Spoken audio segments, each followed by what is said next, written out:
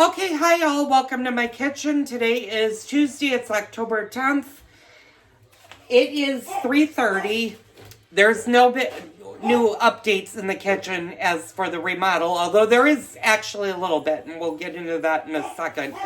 I'm under the weather. I'm fighting off a virus right now, and I'm supposed to get a COVID booster shot on Tuesday, so I'm laying kind of low for the next couple of days, although tomorrow I have got to get my butt in gear and I need to start doing the trim because I'm going to run out of time if I don't start getting stuff done. Now, the video that you guys saw a couple of days ago, and I apologize that there was no video done yesterday. It was very chaotic in the house. And I will explain why I didn't film anything yesterday. Yes, you're hearing Edward bark in the background. This is going to be a two-part video. This first half is going to be the kitchen remodel, and then we're going to get into the gardening with Joel segment of the video. So I'm going to label it two ways so that you guys know what's going on. First thing, new front that I posted. You guys know I had an electrician friend of mine come over yesterday. He did come over yesterday and he did wire, he put in a new box for me that controls the ceiling fan. So if I hit this one, you saw my ceiling fan lights now are on. And they're working. So I can shut that off now by the light. Now the other one does not work, and the reason the other one doesn't work is because the track lighting, and that's above me, works by a remote control. And I'm going to show you that right now. This is the remote.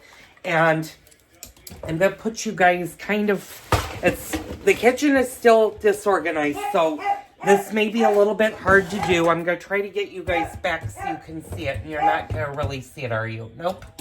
Okay, I might have to hold you guys. But if I take the remote and I press the power on button, they come on. I can also dim them from here. So I'm going to hit the dimmer and you're going to see them dim. And I can control. So if I press this one, the middle button will stay on, but the little ones will go off. And if I press the little ones, the middle one will go off. Then if I put the full one. So, that's how this track lighting works in the kitchen, is by remote control. What he's going to do is he's going to come back and he's going to actually install just a basic on-off switch for the track lighting, which is fine with me.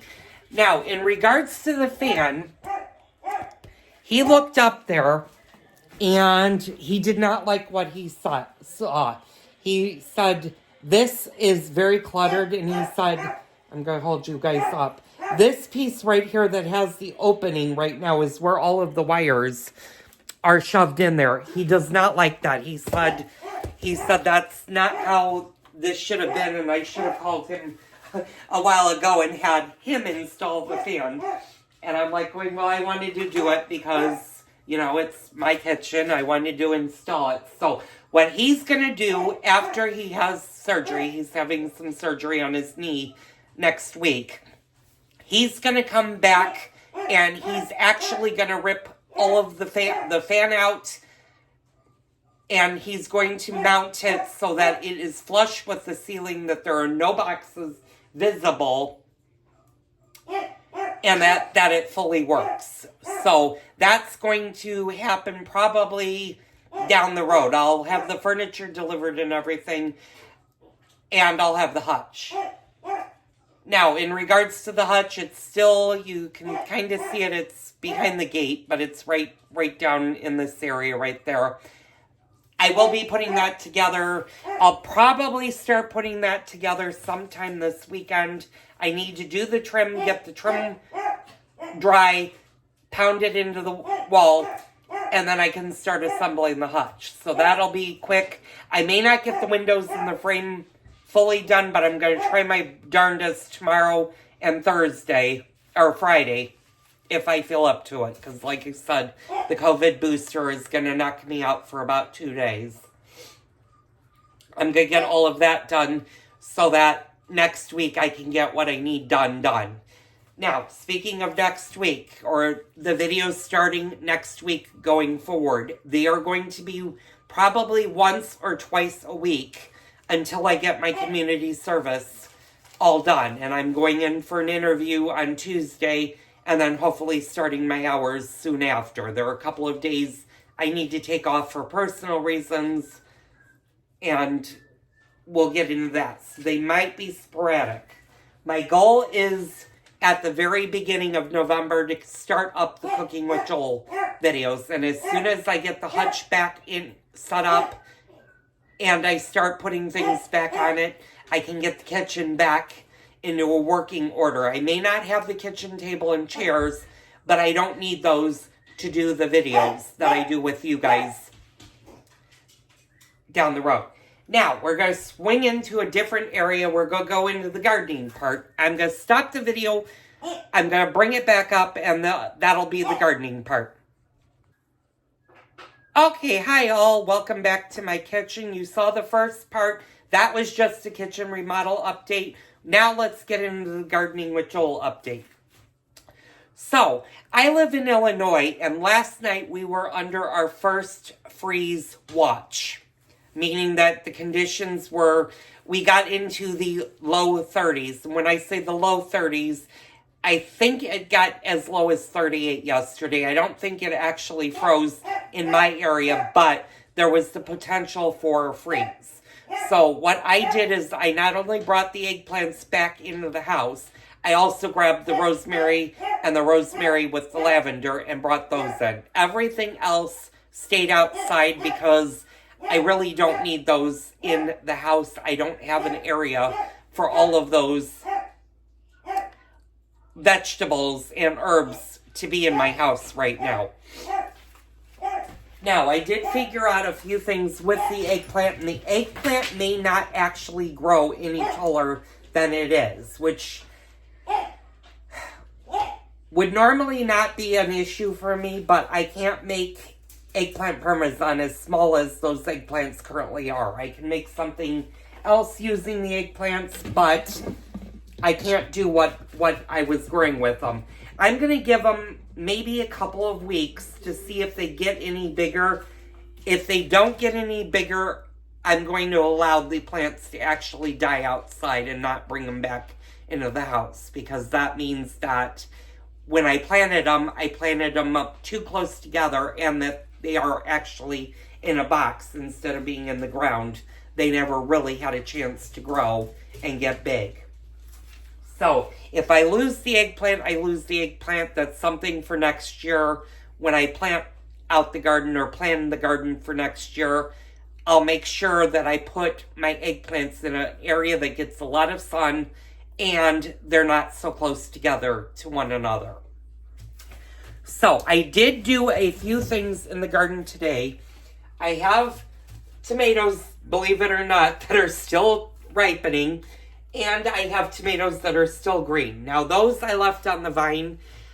Our weather for the rest of this week, for starting on Wednesday, Thursday, pretty much Wednesday through Sunday, is every day there is going to be rain, and there is going to be quite a bit of rain.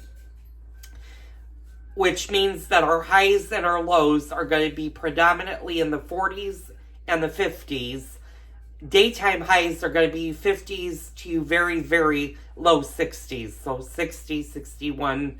I think our highest temperature is 63 in the next 7 days. That's fine. Those vegetables can survive that. And we have no chance of frost for the rest of the week. As long as it rains, it's not going to get cold enough to freeze. So what I did is I went to the garden, and first off I picked my first red onion. And these are just small red scallion onions that you would use for a salad. They're not any bigger, so you're not really going to use them for anything else. I also picked my first cabbage. Now, you will notice that my cabbage has a lot of holes, and that is what they call a cabbage worm. And unfortunately, this year, because this was only the second time ever in my lifetime that I've grown cabbage or attempted to grow cabbage. I didn't spray them initially, and unfortunately, I have worms that have been eating the plants on all of 6 of the cabbages.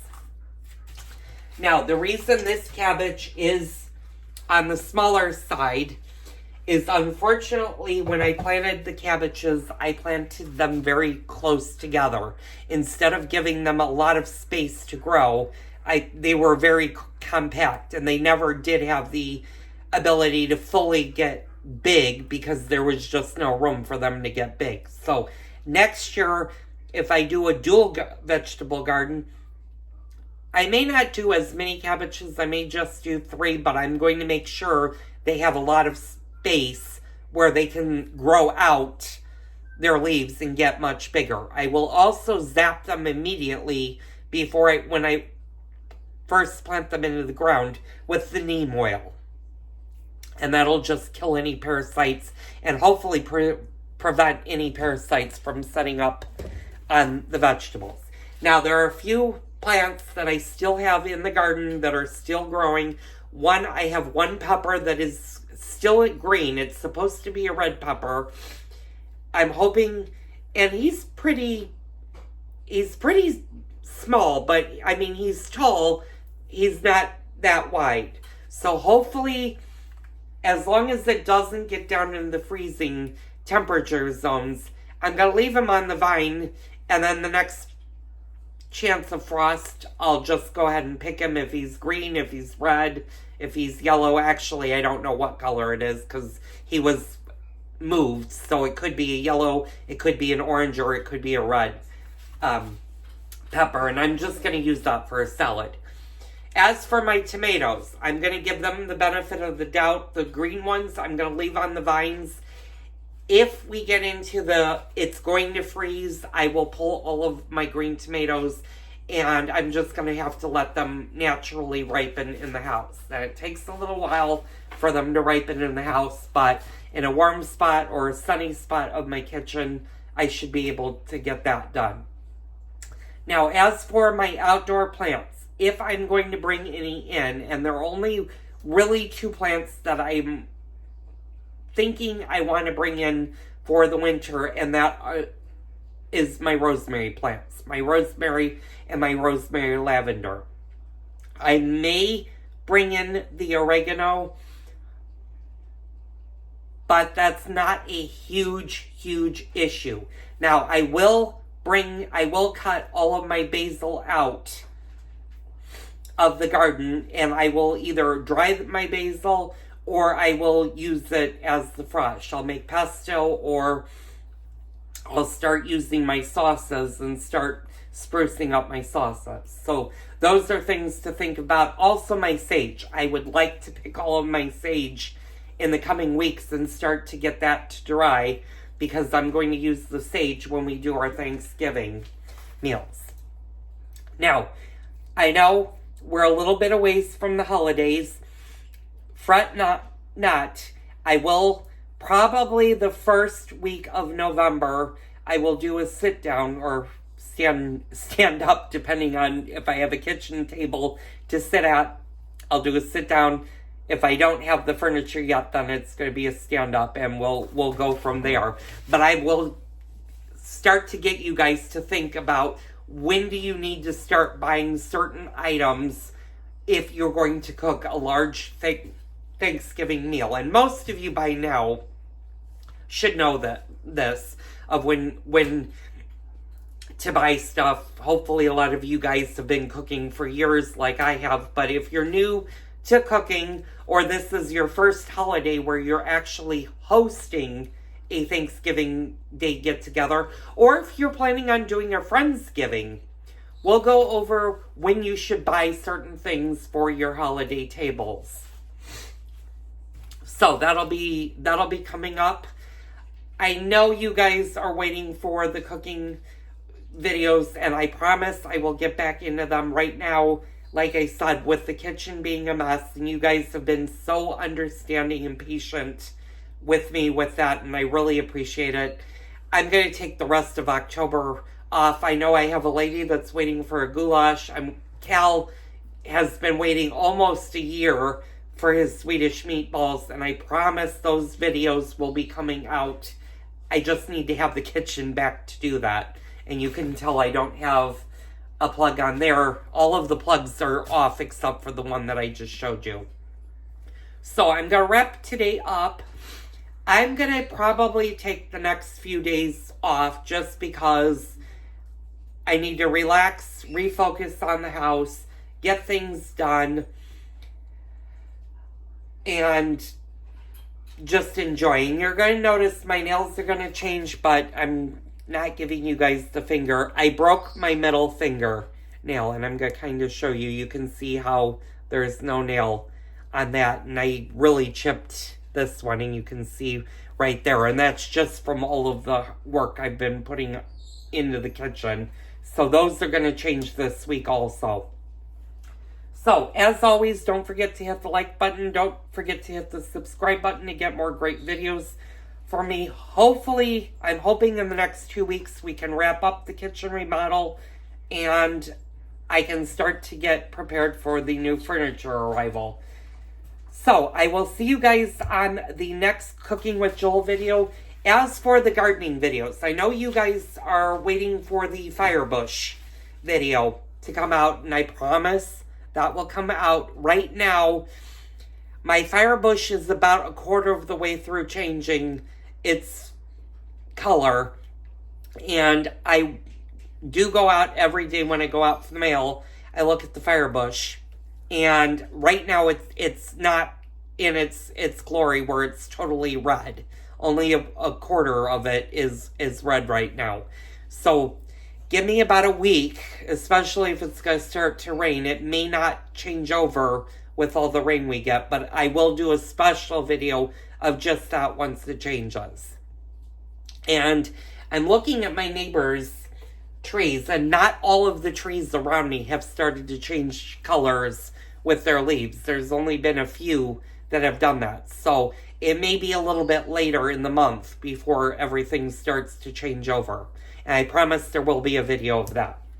So, once again, thank you for tuning in. Tune in next time for a Cooking with Joel remodel update video.